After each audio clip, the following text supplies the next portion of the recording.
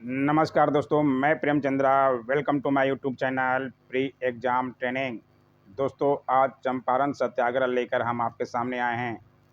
BPSC auditor mains के लिए बहुत ही इम्पोर्टेंट है। या आप बीपीएससी एओ, सीडीपीओ या बीपीएससी 67 या बिहार एसआई या बिहार के किसी भी एग्ज़ाम की तैयारी कर रहे हों, ये चैप्टर बहुत बहुत इम्पोर्टेंट है। बहुत फ़ायदा मिलेगा। एक बार देख लीजिएगा, कभी भूल नहीं पाइएगा। बहुत अच्छा पीटी प्लस मेंस के लिए बनाया गया है अच्छी तरह से। इससे पहले हम एक गांधी जी पर अच्छा वीडियो बनाए हैं। अगर आप नहीं देखे हैं तो ज़रूर देखिएगा, डिस्क्रिप्शन में उसका लिंक दे देंगे। गांधी जी कौन थे, क्या थे, कब साउथ अफ्रीका से भारत आए थे, सब उसमें बताया गया है।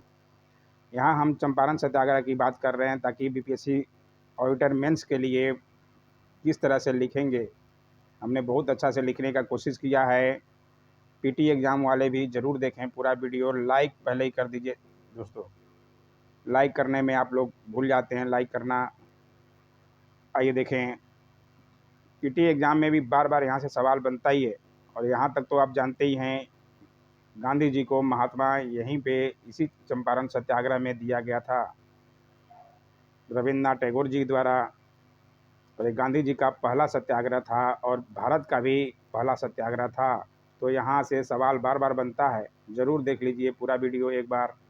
मुरली भरवा गांव निवासी राजकुमार शुक्ल, इनका नाम कंठस्थ कर लीजिएगा। पीटी एग्ज़ाम में उनके गांव का नाम भी पूछा जाता है। और 3 कठिया प्रणाली 3/20, इस पर भी सवाल बार बार आपको पीटी में दिखेगा। तो ज़रूर देख लीजिए पूरा वीडियो, आपको बहुत फ़ायदा मिलेगा। या मेंस वालों के लिए तो ये फ़ायदेमंद ही है। देखते हैं चंपारण सत्याग्रह किस तरह से लिखा जाए। हमने बहुत अच्छा लिखने की कोशिश की है। अगर आपको कुछ इधर उधर लग रहा है तो ज़रूर सुझाव दें दोस्तों, आपके सुझाव का हम स्वागत करते हैं। आइए देखें चंपारण सत्याग्रह। आज़ादी के आंदोलन का पहला सत्याग्रह यानी चंपारण सत्याग्रह एक ऐसा आंदोलन जिसमें न गोली चली, न लाठी, न कोई जुलूस निकला, न कोई बड़ी सभा। गांधी जी गिरफ्तार हुए तो जमानत देने से भी मना कर दिया गया। आखिरकार अंग्रेज़ों को झुकना पड़ा और 100 साल पुरानी कुप्रथा खत्म हो गई। इंट्रोडक्शन लिखने की हमने कोशिश किया है अच्छे से। आप कुछ अलग लिख सकते हैं, इसमें आप सुझाव भी दे सकते हैं। उसके बाद हमने लिखा है, दरअसल बंगाल और बिहार समेत देश का एक बड़ा हिस्सा उन दिनों 3 कठिया प्रथा की चपेट में था। हजारों किसान धान गेहूं की जगह नील की खेती करने के लिए मजबूर किए जाते थे। नील की खेती से ज़मीन तो बंजर होती थी, पर अंग्रेज़ों के अत्याचार ने गरीबों की कमर तोड़ कर रख दी थी। ऐसे में एक ज़रूरत थी एक ऐसे इंसान की जो यहाँ की समस्या को देखे और किसानों की आवाज़ अंग्रेज़ी हुकूमत तक पहुँचाए और उन्हें अत्याचारों की एक गहरी खाई से बाहर निकाले। समझ में आ रहा है? लाइक ज़रूर कीजिए दोस्तों।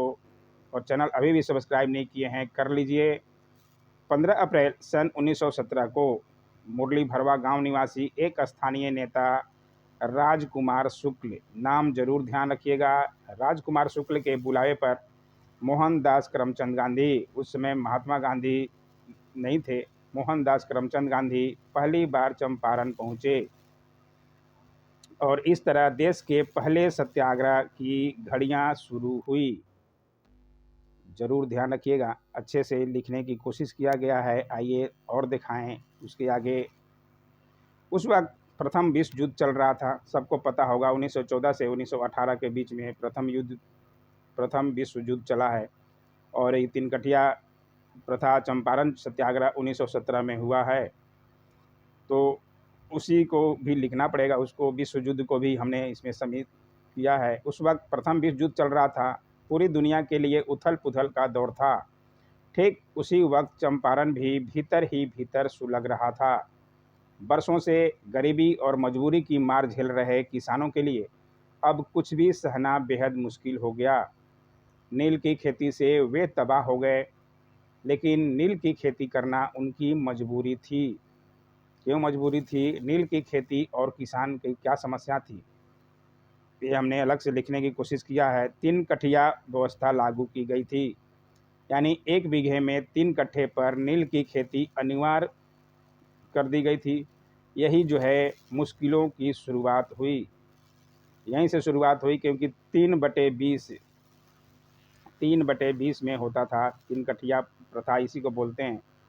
तो 3 कट्ठे में नील की खेती करना अनिवार्य था, और जिस भूमि पर नील की खेती होती थी वहाँ दूसरे फसल जो है मतलब अच्छे तरह पैदावार नहीं होती थी उनमें, क्योंकि नील की खेती में जड़ें ऐसी होती थी, पूरा खेत, अगल बगल के खेत को भी प्रभावित करता था।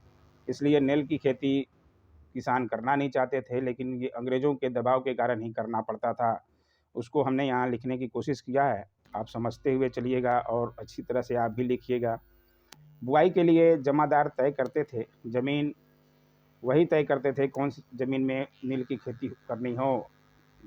किसानों के लिए जो अच्छी ज़मीन होती थी, जो पैदावार ज़मीन होती थी, उसमें भी वो लोग ज़बरदस्ती कराते थे नील की खेती।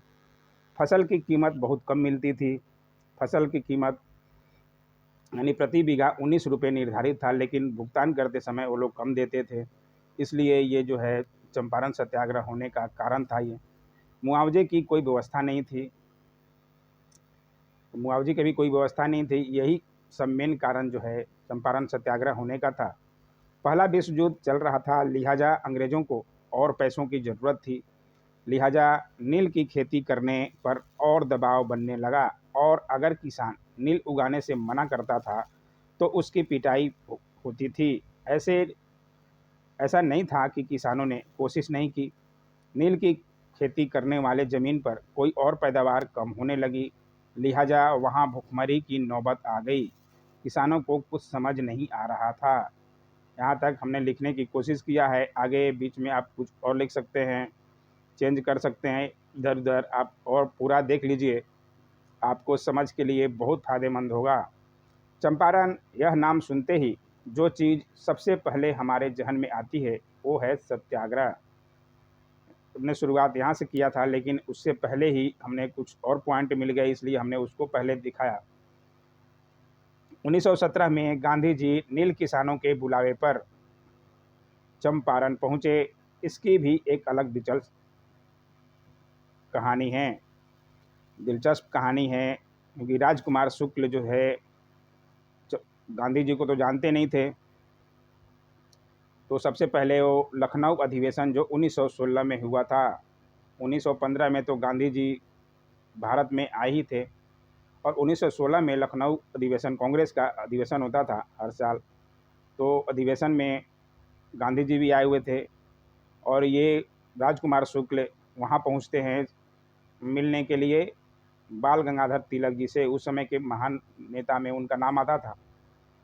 उनसे मिलने के लिए जाते हैं, लेकिन वहाँ उनके जान पहचान के ब्रज किशोर प्रसाद जी भी थे, बिहार के नेता थे। तो वो वही गांधी जी के पास सपोर्ट के लिए भेजते हैं कि आप तिलक के पास मत जाइए, आप जाइए गांधी जी, वो नया नया अभी अमेरिका में धूम मचाने के, साउथ अफ्रीका में सत्याग्रह करने के बाद यहाँ आए हैं, तो उनसे मिलिए तो फ़ायदा होगा। उसी को हमने लिखने का कोशिश किया है। चंपारण निवासी राजकुमार शुक्ल नील की खेती करने के लिए मजबूर किसानों की दुर्दशा से परेशान थे। लिहाजा उन्होंने देश के किसी बड़े नेता को चंपारण में लाने की ठानी। ठीक है, लाइक किया कीजिए दोस्तों, अच्छा लग रहा हो तो। राजकुमार शुक्ल सबसे पहले बाल गंगाधर तिलक के पास गए, फिर मदन मोहन मालवीय के पास गए, लेकिन इन दोनों ने स्वतंत्रता संग्राम में अपनी व्यस्तता का हवाला देकर, क्योंकि उसमें प्रथम विश्व युद्ध चल रहा था, व्यस्तता का हवाला देकर न आने की मजबूरी जता दी। राजकुमार शुक्ल इसके बाद महात्मा गांधी के पास गए, वही ब्रज किशोर प्रसाद जी के कहने पर, और चंपारण में आने का आग्रह कर नेतृत्व करने का आग्रह किया। इसके बाद जो हुआ भारतीय इतिहास की सबसे बड़ी घटनाओं में से एक है। चंपारण महात्मा गांधी का प्रयोगशाला बन गया, जहां उन्होंने सत्य और अहिंसा पर पहला प्रयोग किए, क्योंकि गांधी जी का भी ये पहला सत्याग्रह था भारत में, इसलिए ये ज़्यादा इम्पोर्टेंट है। लेकिन चंपारण में बापू सिर्फ अंग्रेज़ों से नहीं लड़े, बल्कि उन्होंने वहाँ के स्थानीय लोगों को गंदगी से लड़ने के लिए भी प्रेरित किया। चंपारण सत्याग्रह सफल रहा, और अंग्रेज झुकने को मजबूर हो गए। लेकिन आज भी हमारी चारों तरफ गंदगी के ढेर नज़र आ जाते हैं। इस नज़रिए से अगर देखा जाए तो चंपारण सत्याग्रह और गांधी जी का महत्व और भी बढ़ जाता है। यहाँ तक लिखने की कोशिश किया, उसके आगे देखिए, बहुत अच्छे से हमने लिखने की कोशिश किया है। आपको कुछ इसमें अलग चेंज कर सकते हैं। मैं अपने दिखा रहा हूँ कि मैं किस तरह से लिखने का मेहनत कर कर लिखा है। चंपारण सत्याग्रह का शताब्दी वर्ष पूरा हो चुका है, क्योंकि 1917 में हुआ था और ये 2017 तो शताब्दी वर्ष हो गया, अभी 2022 चल रहा है। चंपारण भारतीय स्वतंत्रता आंदोलन का एक पड़ाव भर नहीं है। लगभग 105 साल पहले की यह घटना भारतीयों के नवजागरण नवजागरण स्वराज और स्वावलंबन की एक तरफ बड़ा कदम है। इसकी अहमियत इससे भी समझा जा सकता है कि लगभग एक शताब्दी वर्ष पहले की घटना का हम न सिर्फ जश्न मना रहे हैं, जबकि आज के हालात में उसकी प्रासंगिकता भी खोज रहे हैं।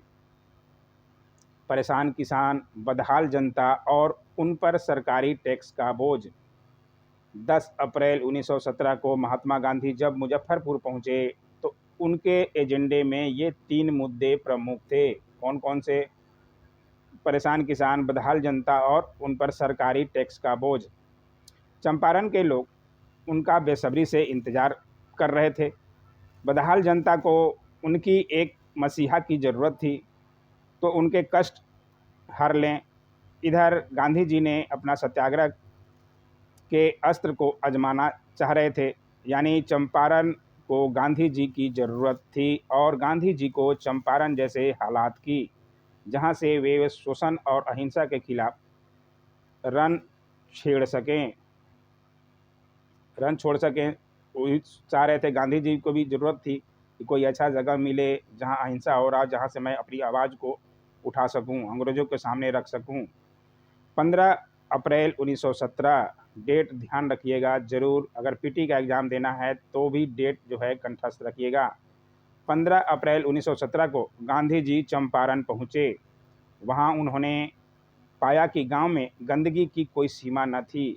गलियों में कपड़ा, कुएं के आसपास गंदगी और बदबू, आंगन में इतने गंदे कि देखा न जा सके। गांधी जी ने चंपारण में नील की खेती करने वाले किसानों का दुख दर्द देखा, सुना और इसका निवारण भी किया। वहां नील की खेती में बदन जलाते किसानों, महिलाओं एवं बच्चों का हक मिल गया। अंग्रेज देश छोड़कर चले गए, लेकिन गंदगी से हमारा सामना आज भी है। उसके बाद हमने लास्ट में लिखने का कोशिश किया है निष्कर्ष। यहाँ के बाद भी आप और कुछ जोड़ सकते हैं इसमें, कैसे वहाँ पे गांधी जी को पकड़ा भी गया था, उनको छोड़ा नहीं गया, लेकिन गिरफ्तार भी हुए गांधी जी और जेल में भी गए। वहाँ से ज़मानत भी नहीं मिल रही थी, लेकिन लोगों की इतनी भीड़ थी कोर्ट के सामने कि मजबूरन जज को भी छोड़ना पड़ा। तो ये सब बात भी आप लिख सकते हैं, वहाँ किस तरह से गांधी जी ने उनका सामना किया। इस तरह से हमने लिखने की कोशिश की है जितना तक। चंपारण निष्कर्ष में हमने लिखा है, चंपारण शोषण और उपनिवेशवाद से मुकाबला करने की पाठशाला है। चंपारण सत्याग्रह हमें सिखाता है कि किस तरह अहिंसक आंदोलन मजबूत से मजबूत शासकों को झुकने के लिए मजबूर कर देते हैं। ये हमने निष्कर्ष में लिखा है, आप कुछ अलग लिख सकते हैं। कैसा लगा वीडियो ज़रूर कमेंट किया कीजिए दोस्तों। वीडियो अच्छा लगे तो लाइक, शेयर और कमेंट ज़रूर किया कीजिए। कुछ गड़बड़ है तो भी कमेंट कीजिए, बताइए, हमें भी आगे आपके जैसे ही, हम भी स्टूडेंट हैं, आपके दोस्त हैं, आपके भाई हैं, तो कुछ बताने की कोशिश कीजिए अगर गलत हो तो। Thanks for watching my YouTube channel.